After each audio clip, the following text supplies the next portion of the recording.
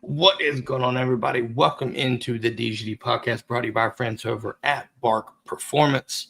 Make sure to get yourself, stay hydrated, folks, with Bark Performance. BarkPerformance.com. Use code DGD Podcast 10. Get 10% off of your first order.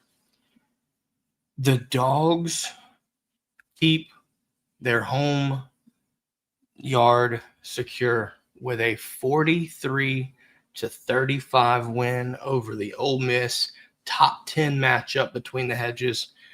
Keon, I'm going to tell you right now, defense was optional, but damn, what a game. I'll leave it there. What a game. There's no getting around it. Listen, we're going to break this down, as y'all all know, but there's a situation brewing in Athens where this offense is next level, and we're going to break it down. There's a lot of good coming out of Gunnar Stockton. We're going to talk a little bit about the bad, as we always do. We keep it real with everybody. But all in all, Keon, you win a top 5 matchup. I don't care what it looked like. If you have a dub at the end of that game, you take it. You put it in the bank, and you keep moving. Because now you just beat a top 5 team, and now you head into the bye week. So there's some shit to fix. You got time to do it. But first things first, I want to ask you this. What are your thoughts after that game? Because we were talking about this in the real time. What were your thoughts about this? And I'll kind of reflect off of it. Well, yet again, just like you said earlier, an exceptional game from Gunnar Stockton. You're talking about 26 for 31, a total of 348, 5 touchdowns, no interceptions. I mean, you're talking about Gunnar Stockton went out there and had himself a day, boy. Like, he went out there and had a day. Shout outs to him. Shout outs to that offense. And gotta say it, Mike Bobo, where you was chefing up in there. You was chefing up in the booth, had a little Jack and Coke, kicked his feet up, took shoes off. He got real comfortable in there. But yet again, shout outs. Made the stepson making some eggs in the morning. Man, I'm trying to tell you. I mean, yet again, we lost Kobe Young, so yet again, speedy recovery for him. But Noah Thomas, this is your time to shine, and I couldn't be more excited to see what you're able to do in the offense. I'm looking forward to it. Right here, right now, I was just talking to Rob right before the pod started by saying, Rob, does it feel like Gunnar Stockton is getting better every week? And these are like leaps. Like he's taken a hurdle step forward. So, really excited to see what this offense can truly look like. Shout outs to the tight end room, man. I mean, you talking about balling out in front of Pro Throw and the boys. That's exactly the kind of game you want to unveil when you have your tight ends coming in. We also got to commit as well, 2028, right? 2028. Ace of Wall. Kind of like. Need to start, Keon. I think we need to start getting these commit graphics back up, don't we? Georgia had a basketball player named Asa, didn't he? Asa Newell. Yeah. That just all the gears started turning all at once. But Asa Wall, looking forward to seeing what he can do. Hopefully he sticks with us in the class. But overall, like I said, 26 for 31. So you're looking at which, hear me out. Gunnar Stockton goes out there and balls out. He says, don't worry, Kirby. I got us. I'm only going to have 5 incompletions. But then I'm going to just double back up with 5 touchdowns. It's just so easy. Yeah, now that you said that, this had to have been, in my opinion, his best performance. And we've seen a really good performance, real gutsy performance on the road twice already, right? Tennessee, most notably, before Saturday. And then Auburn. I think if you don't have that type of performance from him in the second half, I think you lose that game, right? But this Ole Miss game, you couldn't have pictured that being any better of an offensive execution. That was a master class for 60 minutes. I'm being dead serious.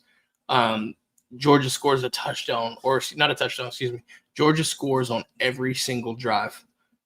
Brett Thorson unfollowed Gunnar Stockton as a result because there was no punting involved. Absolutely. And I hope they make amends. I really do. But at the same time, I hope it stays the same if that's how it's going to be. Sorry, Brett. But no, when you have 5 incompletions, 34 first downs, and then you're also looking at a situation where, again, you throw for 4, run for 1. Damn, what a performance. SEC Player of the Week, Offensive Player of the Week as a result, rightfully so. And, I'm looking at every – Keon, I'm going to do this, and I know at the first sign of any issue, you're going to see some bounce back from this. But I'm telling you right now. Shout outs to Peyton Woodring for fucking making field goals.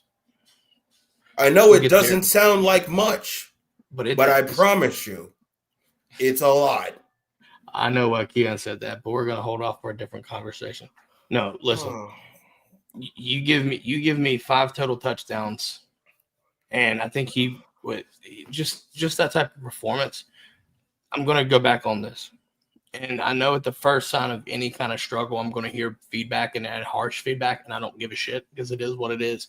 But I'm at the point right now, Keon, where I'm just not going to listen to anyone that has any slander toward Bobo and Gunnar Stockton right now. I think both of them have done more than enough for me right now to warrant any of the slander. I really do. Because all the things that I've heard so far from the Bobo haters, the Gunnar haters, too many screens, this and this and this. Why you conservative play calling, right? Those screens are working now. And you know why? Because the personnel makes guys miss. You catch the ball. Can we have an honest hour real quick? It's amnesty hour. Let's do it. There's no one on that defense that has played anywhere near as good as what Gunnar has this season. Not a single one of you that is listening to this show can name me one player. Not one. You can't name one. I will say this though, Keon. That can't team, name one. Can't name one. Yes, but I'm telling you right now, that team is built around what Gunnar Stockton's about. That is a fact. And I think we have to take that with what it's worth, for what it's worth. Simply due to the fact that this team isn't going to be a typical 21 or 22 defense. It's not going to be that team. No. It's just not. We can't expect it to be, right? I think we set ourselves up for failure with unrealistic expectations at times. However, while we know there are some things that have to get fixed, maybe they get fixed, maybe they don't, right? Maybe those are just the flaws that you have to work against. You cannot sit here, me, you, or anyone that dons red and black like us. You cannot sit here and tell me with a straight face that this team it will never die. You literally have to kill this team, and it still might not matter because you just have to put this team away. And Ole Miss, Keon, 5 touchdowns in their first drives. They went 5 for 5 on touchdowns, not field goals, touchdowns. And you still found a way to win that game by 8. That right there just shows that any team, right? Any team is going to have to give it their all and put us away. But even then, you're going to have to give it your best because it might not be enough. And listen, there were some things that we talked about in real time, Keon, we were pissed off about. And we might have to just break out and talk a little bit about it. But right now, I'm just focusing on the good things. All right. This is a top 5 win. I'm going to sit here and talk about the good shit for a while. Okay? Right. That's what we're going to do. I sat there and I watched Gunnar Stockton. Everybody always says, Keon, what can he do? I'm flipping that. What can't he do? You're going to have to show me what he can't do right now, right? No, I'm trusting him to do anything at this point. I just do. He's shown his ability to do it. So that's where I'm at with it. I'm going to let you take it away for a little bit. I just want to let you hear what you got to say about it too. So here's my thing, right? If you want to talk about Gunnar Stockton, you got to talk about a guy who came into being our starter, where he was in a situation where he was thrusted into the position due to the simple fact that our starter got hurt. Then from there, he had to grab hold of the reins and navigate us. Because, I mean, if he doesn't damn near get bent backwards and doesn't put the ball on the ground, if he puts the ball on the ground, we lose. So you win the SEC. You go into a game against Notre Dame. You're playing, yet again, playing first-round DBs off of maybe 3 weeks of prep. You go out there, throw for 250 plus, no interceptions. You drive, and even now, we're going into what, week 8? Right? This is week 8 of the college football season? Yeah, going to be week 9, actually. Gunnar still has only thrown 1 interception. Only 1. So you're talking about a guy who's leading his team, never say die. He's constantly improving. He's willing to put his body at risk. God didn't even practice the whole week because of an oblique injury. For those who don't understand the severity of that, an oblique injury is what ended up having Quinn Ewers sidelined for about a good, 3-4 weeks, where Arch had to play last year? I think so, yeah. He says, nah, coach, I'm going to just sit out these first 2 days, and then we'll just get to practice. You sure? Kirby gets into a press in the post game, says, hey, we didn't even know that Gunnar would be even okay to play. Goes out there, like I said, 26 for 31, 348, 5 touchdowns, no interceptions, no problem. Let's get the pads off. Let's ice up. Ice up, son. That just shows you how fucking tough this kid is, man. It really does. Man. And that's why this team is the way it is right now, right? Like I'm looking at a team that's not going to give up. They're playing through. A lot of guys are playing hurt. Monroe Freeling played on 1 fucking leg. Like that shit. That's a fact. That's a fact. And then not only just that, you have Monroe Freeling out there balling out as well. 1 leg, yet again. You got guys all throughout the roster that are going through multiple different injuries. Also, let's keep it honest, right? Versus Ole Miss, you got Monroe Freeling, 39 pass block snaps, 0 pressures allowed, 88.3 pass block grade from Pro Football Focus College. No problem. Defense, Yeah. I mean, we'll get to you, but that offense. Keon, I'll tell you right now, ain't it crazy to see all the combinations of offensive linemen that we've had? And it's still the best unit on our fucking team. Ain't it? Still. Buddy. That's a good sign. Hey, Stacey Searles, keep doing a good job on the recruiting trail. Also, keep feeding these guys. It's paying off, buddy. Whatever they're doing.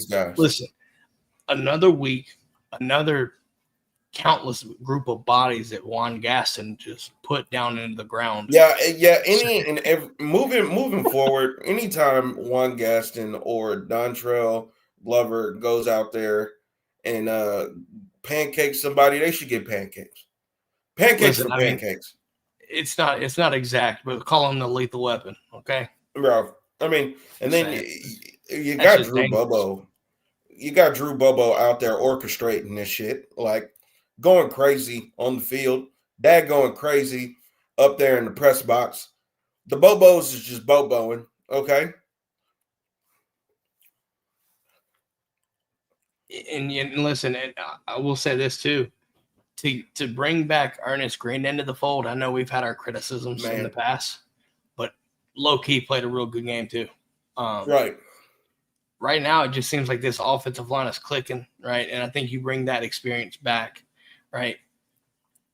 I'm going to need to see it against an experienced defense, like a good ass defense, right? I want to see Ernest Green get tested, right? To see how healthy he is still. Mm-hmm. But I can see that looking ahead to Florida. I could see that being a test, right? Just to see how healthy he is. But right now you head into the bye week.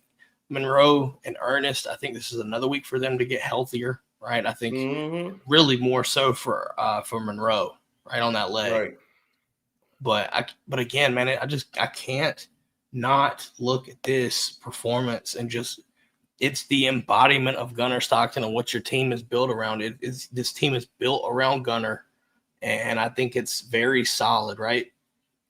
I know we've got our flaws on defense. I know that. But I'm just looking at this team. This team will cut you into 1,000 slices, man. It's just death by 1,000 slices. Running the ball, effective pass game, right? Gunnar, another performance where he's hitting deep shots and making it look, I wouldn't say make it look easy, but making it look easy, if you will. Dylan Bell catches some shit, right? And I mean, making some hard catches look easy, which is not used to it from last year, okay? I'm just being honest. It was not something I was familiar with seeing last year, but here we are.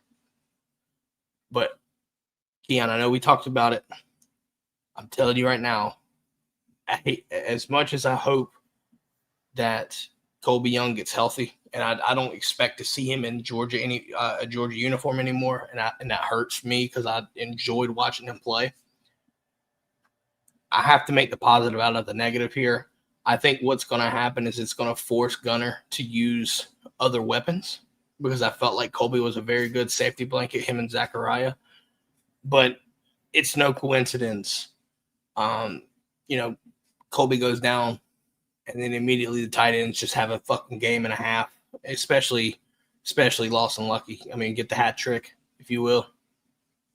I don't think that's coincidental, but it's unfortunate against Colby, right? And again, wish you a speedy recovery, and I'm glad you did what you had to do as a Georgia Bulldog. But, again, to try to spin this to the positive, I think it's forcing Gunnar to really see things and have to get out of his comfort of throwing it to Colby or throwing it to Zach. It's forcing him to look at the field, and that's going to be really dangerous, Keon. That's going to be really dangerous.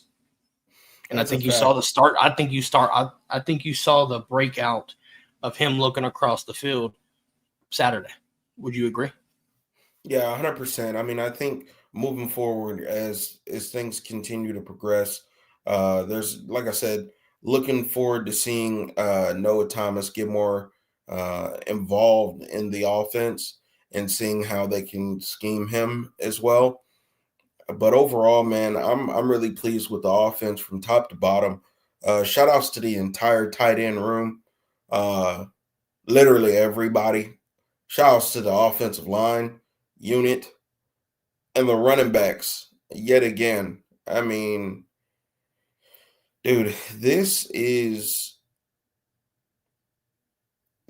like a fucking offense, boys. Like this is like some 2013 type shit. Like Gunner's out here wheeling and dealing, and people need to understand that. And as he continues to ball out and continues to climb, you're gonna see him rise in the Heisman race. Honestly, I just don't think the Dogs are about to slow down anytime soon.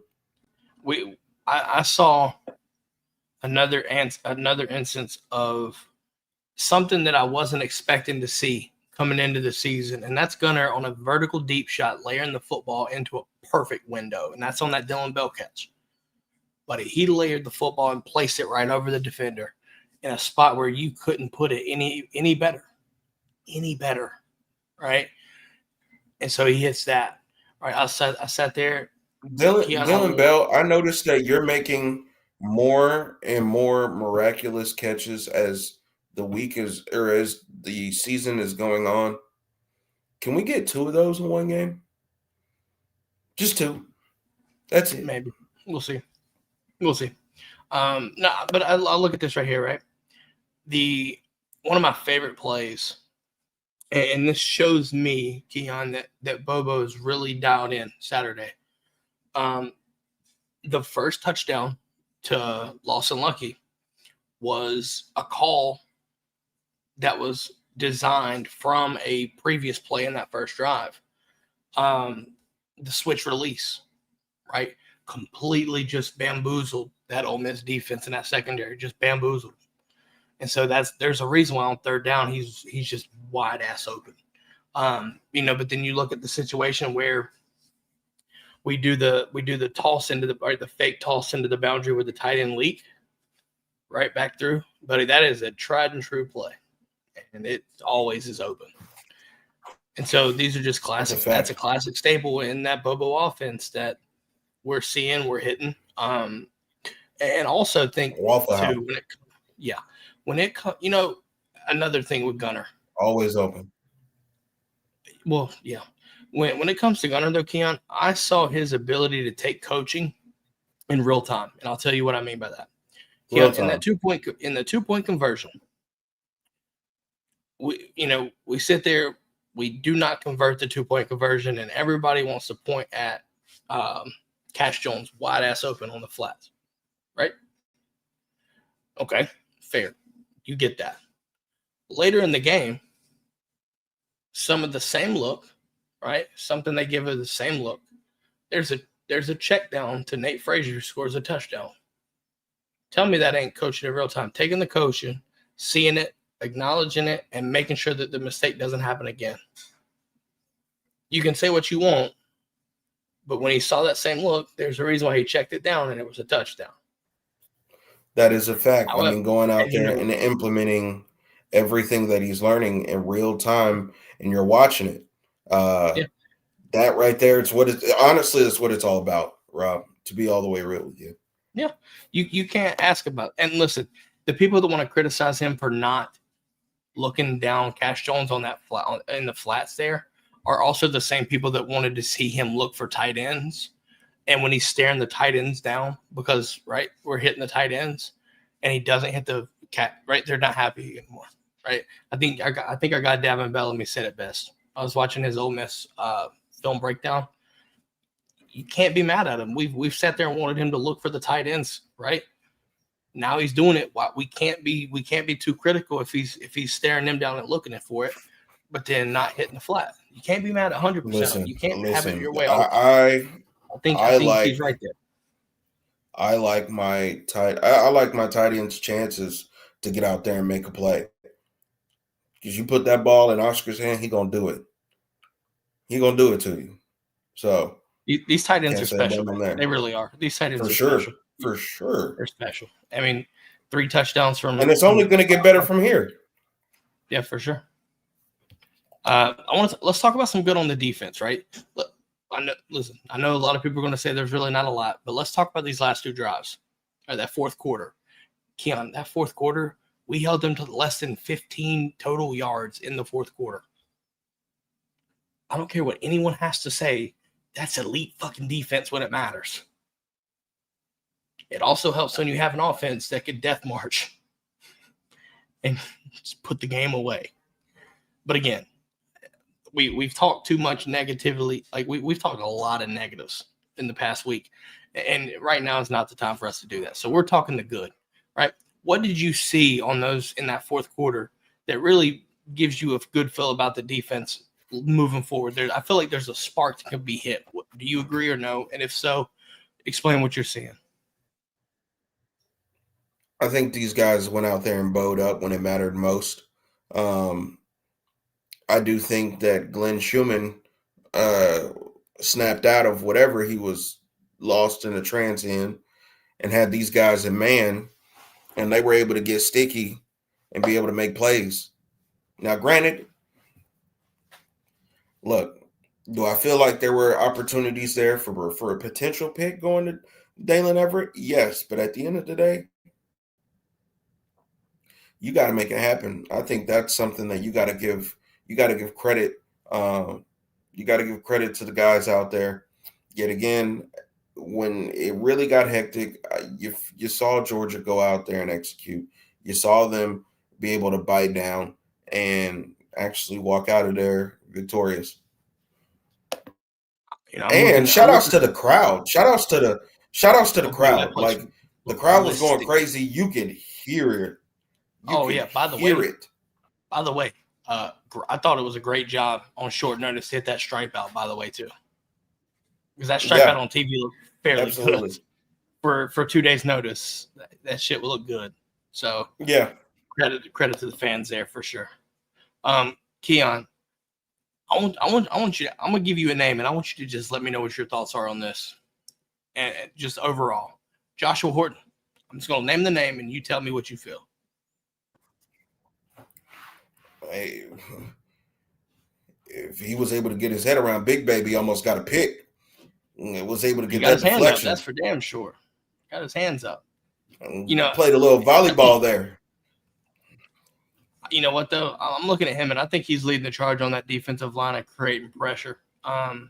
Really making the pockets small and congested, and that matters, right? Yep. Because Keon, we go 3/4 of a pocket that you could literally just sit there and make a tent and, make some s'mores and stuff. And wait, the s'mores that let them cool down.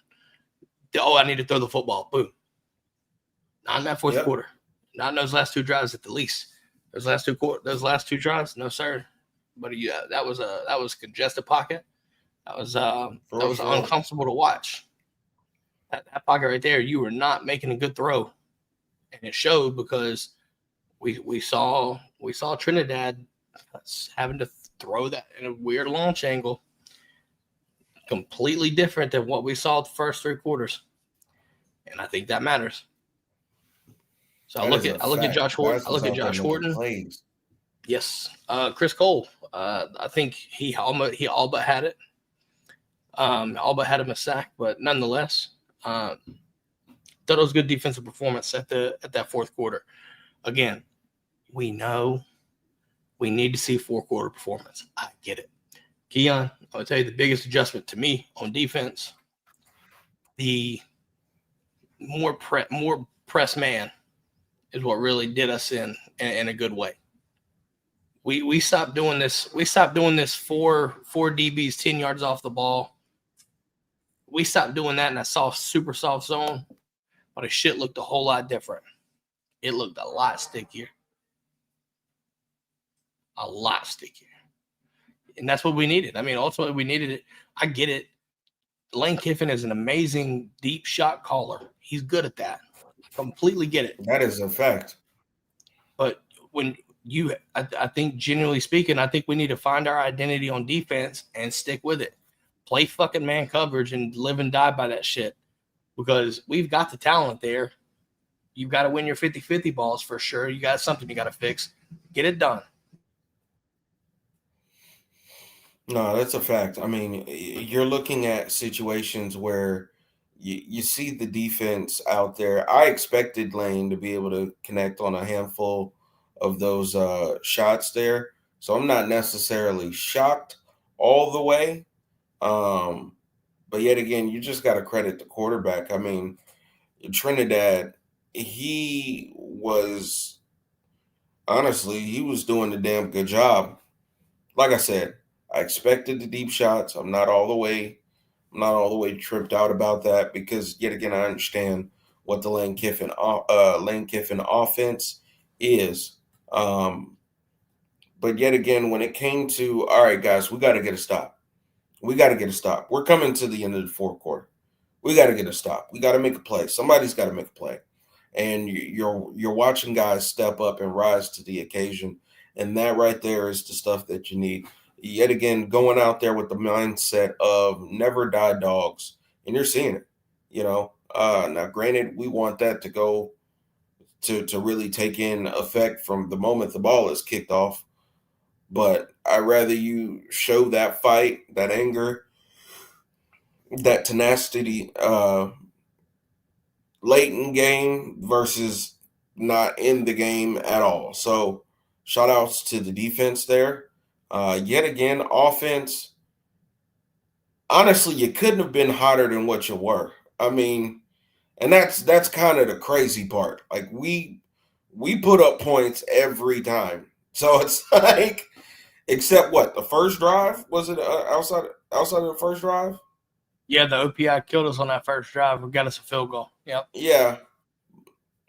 Oh well, then no. Then we scored every single drive. Rob, are we getting confused in communication again, like we did when we originally talked about this? We scored every drive, right? We scored points every drive. Not a touchdown every drive, but we scored points every drive. Okay. Except the one where we nailed it out. That's it. I'm not counting that, by the way. I'm not counting that shit, by the way. You nail it out. I wouldn't count it either, but that's still crazy, Rob. Like, damn. Yeah, no, that's efficiency. That boy Gunnar, he good. That boy good. That boy good. That boy good.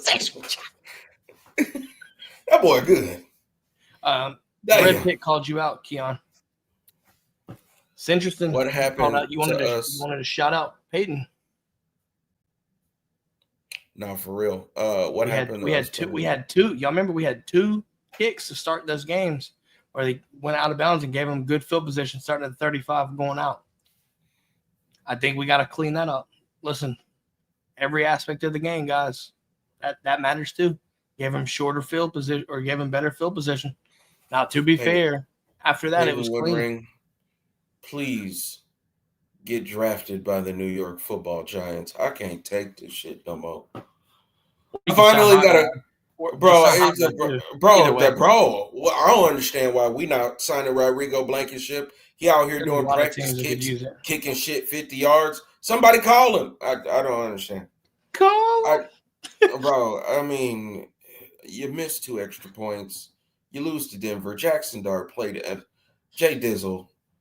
This is Georgia Podcast. Either way, we beat Ole Miss, and that is what's important. Okay? Victory is ours. Free hot rod. Just saying. Keon. Free hot rod. So I want to ask you this. College game day, right? Did it hit a little bit of nostalgia when you saw Hot Rod kick a field goal albeit for money for them, or for charity? But how did it feel watching him kick between the hedges or in Athens again? I know it wasn't official. All right, don't come at me with that. I get it. Did you get a good feeling when you saw the specs? You know what? I was actually relaxed this time because I remember him being at Georgia and we needed him to secure games at times with the field goal. So it's like, it's just nice to watch you do things and me not stress out about it. So, Rodrigo Blankenship, if you are listening to this under any way, shape, form, possibility, call Joe Shane. He needs you now more than you will ever know. They should be calling him, shitting me. Either way that works. Somebody needs to get in contact. Neither here nor there, right? Listen, Keon, do you know how good it feels for Georgia when you go as soon as you get across midfield, you have an NFL kicker ready to go. It's almost automatic, by the way. I don't think people take it for granted. I think people take it for granted way too much. Buddy, there's been so many missed kicks. Tell me about it. For me to look at Peyton Woodring, and when he comes out, you're like, all right, I think we got 3. Feel confident about it. That is a damn good feeling to have. It is. He has his own little ritual, which is funny because I think a lot of kickers they go out there. You got some kickers that'll pull up grass, then let it fall, right, and then just go out there and nail that shit.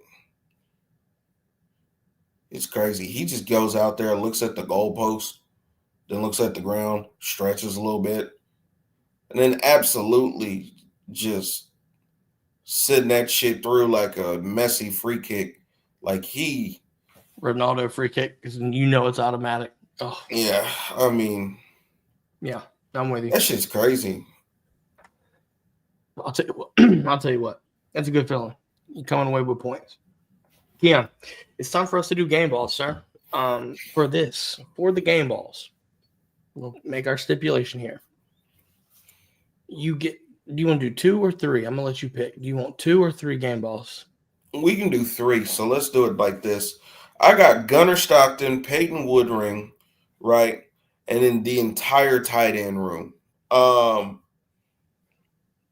Yeah, Todd Hartley. Would you give it to Todd Hartley at that point, and on behalf of the tight end room? yeah, that just makes it easier. Todd Hartley, you deserve it, because truthfully, you recruited it, so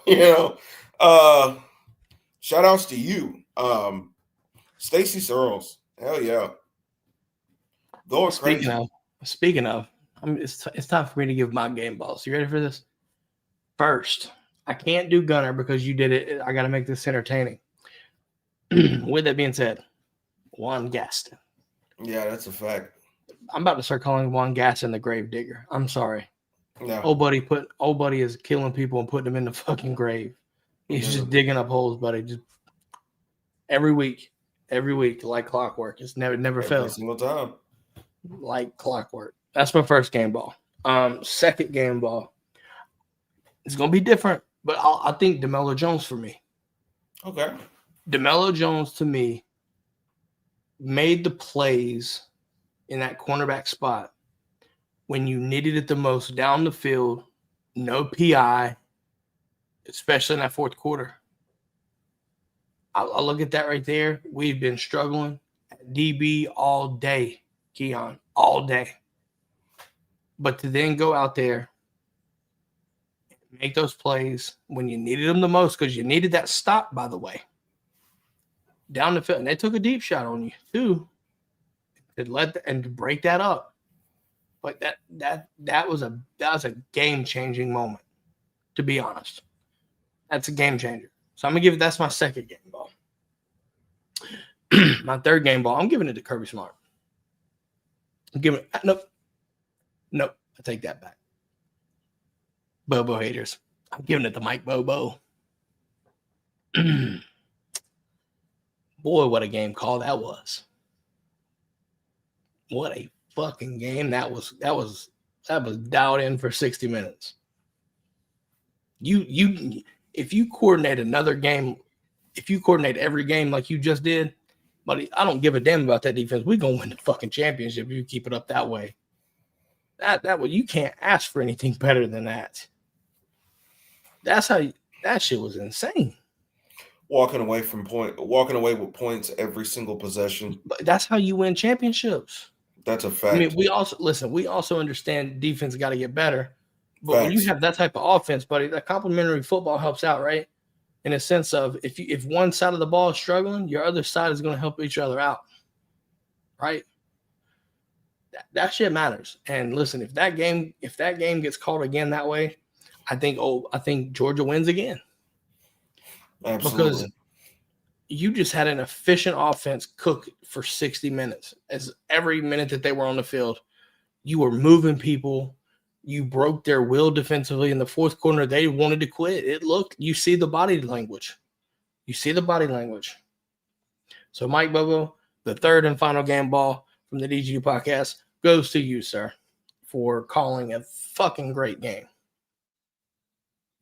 Keon, any final thoughts before we head into this bye week? Hey, man, Gunnar Stockton went out there and balled out and put about 340 on somebody's head top. That's my quarterback. Buddy, you know what? That's my quarterback.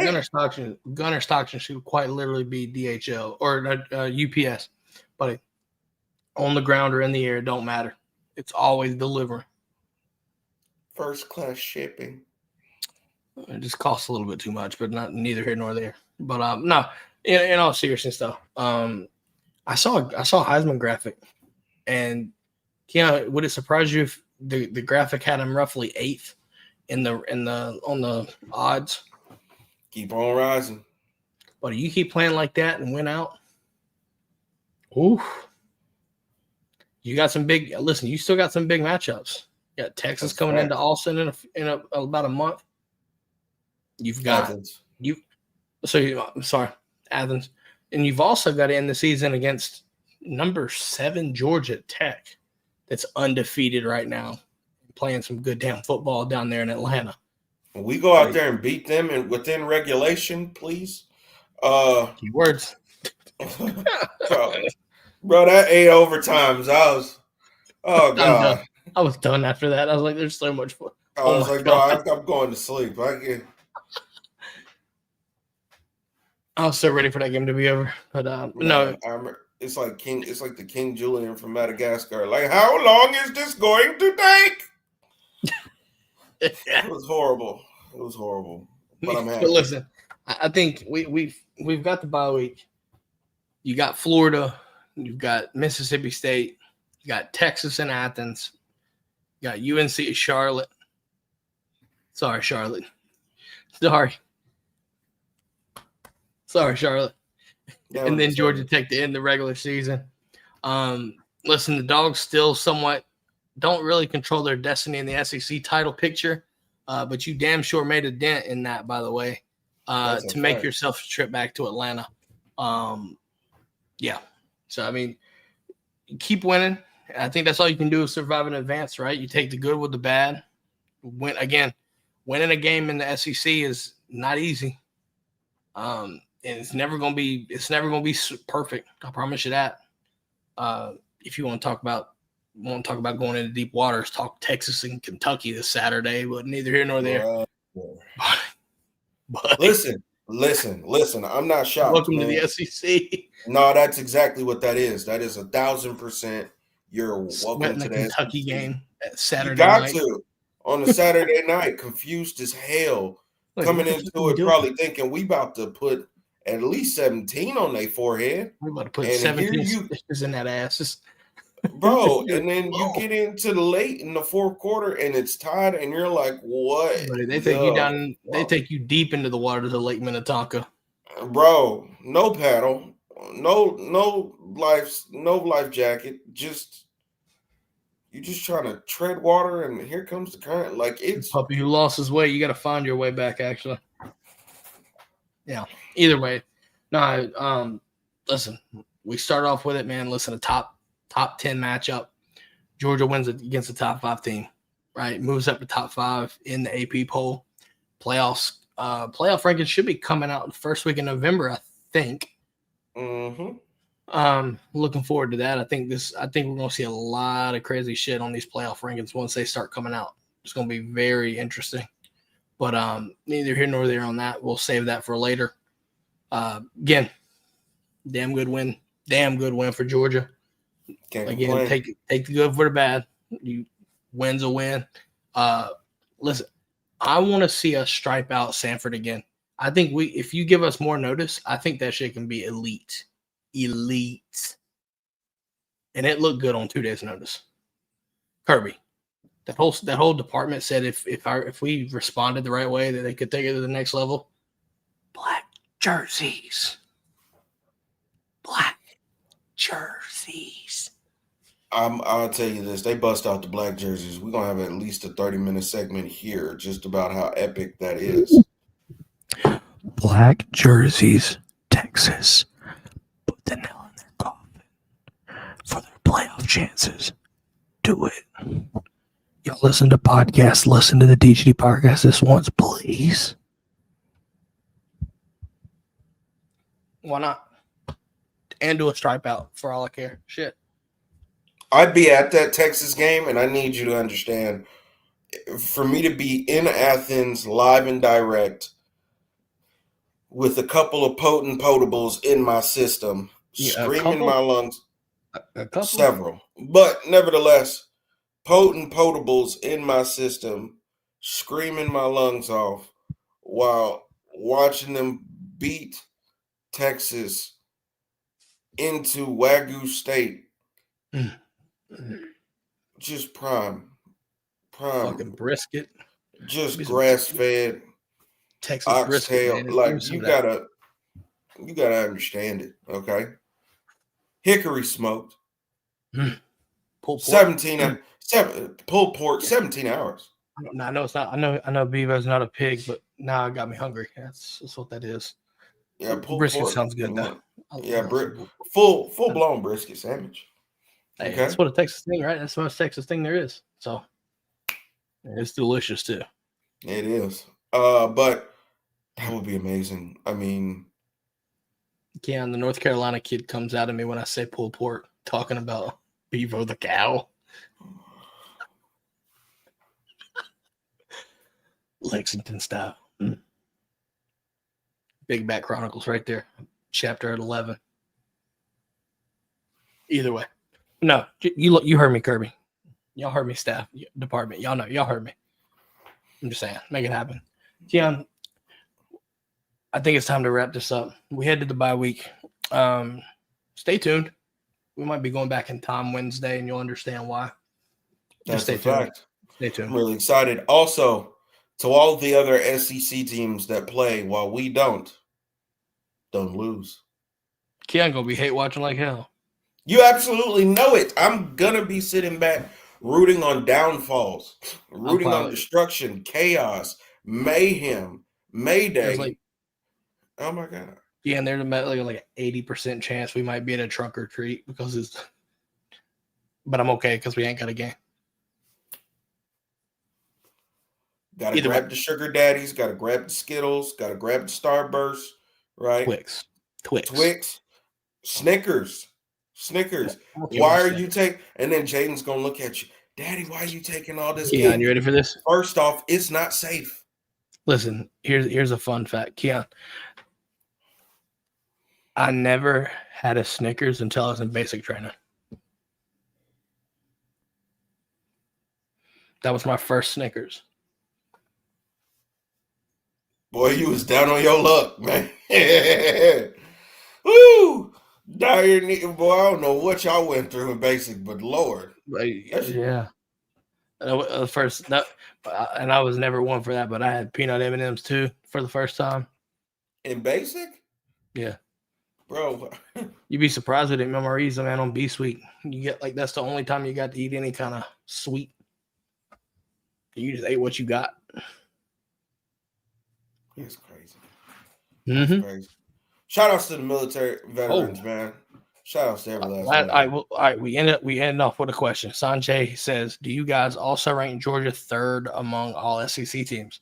Talking about A&M, Bama, Georgia in that order. With this offense, yes. Because I don't see another defense stopping it outside of Bama. Mm-hmm. That's about it. So, yes, Sanjay, great question to end on. Keon, that's all we got. Make sure to like, follow, subscribe, rate us, review us on the podcast when you listen to Apple, Spotify, wherever you listen. Listen, 10 o'clock Wednesday. We're going a little bit back in time. Yeah. Right? You'll understand. Time Just travel. make sure to like and subscribe first on YouTube and then ring that bell so that you know when we're live so you can understand what we're talking about. It'll make perfect sense. You don't want to miss this. You don't want to miss this. I promise you. You do not. You do and not. The audio folks, I can't wait for this. By the way, y'all are gonna love it. Anyways, that's all we got. Ole Miss down in Athens. Top 5-10 for them Dogs. Excuse me, top 5 win for them Dogs. That's all we got. Dogs defense looking to lead on the bye week. Brad Pitt says. Question mark. Maybe he foreshadowing the most famous YouTube parody account I think I've ever seen. But with that being said, we are out of here, man. Catch y'all next time. Go Dogs. Go Dogs. Fuck Ole Piss.